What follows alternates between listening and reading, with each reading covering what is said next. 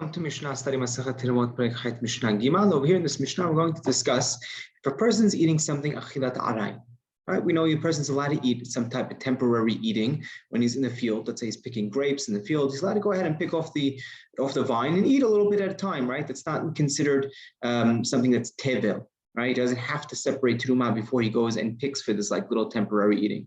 But once food enters the courtyard, now it's obligated in Terumot and Ma'asrot, right? It's always important to remember, even living, like when you go to Israel, sometimes in Israel for the summer, I pick up, fruit out from the backyard, I bring it into the yard.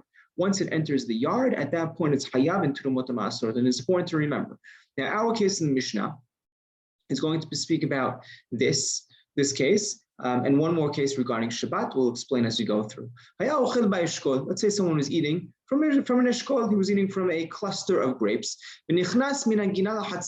Right? He enters from the gina, from the garden, right, where he picked this, where his vineyard was, and now he enters into the hatzer, into the courtyard. He enters the yard.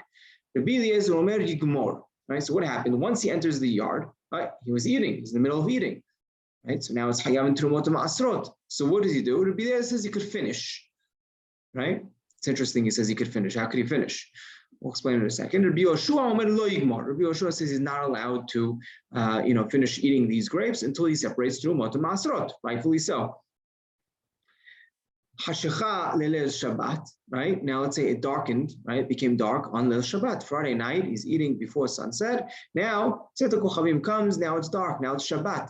Now the same way that the yard is Kovea LeMa'asrot, right? It turns it into more of a temporary eating. So too, Shabbat is also Kovea LeMa'asrot. Shabbat also forces Ma'asrot, and if a person's eating from beforehand and Shabbat rolls in, all those produce are now considered tevel and they're obligated to Terumot Ma'asrot. So let's say Shabbat rolled in as he was in the middle of eating. Rabbi Eliezer says he could finish. And Rabbi Yoshua same thing. Rabbi Yoshua says you can't finish. Now when Rabbi Eliezer says yigmor, well, firstly, just to point out, as we mentioned, right? In general, like we said, the tevel is not hayav to Terumot Ma'asrot, right? We know this from the Torah because it's only ad shireh pin habayit, right? Bi'arti hakodesh min habayit, right? I got rid of the kodesh from my home. So only once it's part of the home is it obligated in Terumot Ma'asrot, and therefore beforehand, when you're eating in the field or in the garden, it's considered achilat aray, and therefore it's not hayav in Terumot Ma'asrot. Now, additionally, Shabbat is also kova'ad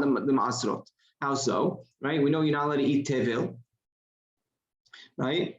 You're not allowed to eat tevel. And you're not allowed to eat tevel even as an achilat aray on Shabbat. Right? From the second Shabbat rolls in, it's considered prepared, ready for Shabbat. It's obligated in Ma'aser, as the pasuk says, "V'karata Shabbat oneg." Right? Anything that's around is there to be ma'aneg the Shabbat, and therefore it's considered something real. It's considered a real seudah. Right? So all this we'll mention in Masachet Ma'aserot. Now, when Rabbi Eliezer says yigmor, what does it mean he could finish it? Right? So they explain. Right? They explain that what? When he says yigmor, it means that he needs to get out of the hatzer, leave the yard, and finish eating over there. Right? So Yani, you could roll it back. Right? But no means does he say you could actually finish it in the hatzer.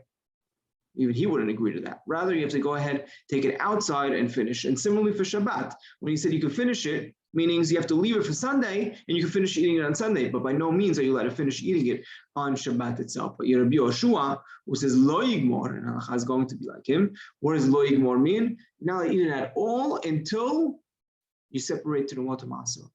Right? And halacha is going to be like Rabbi Yoshua in both these cases.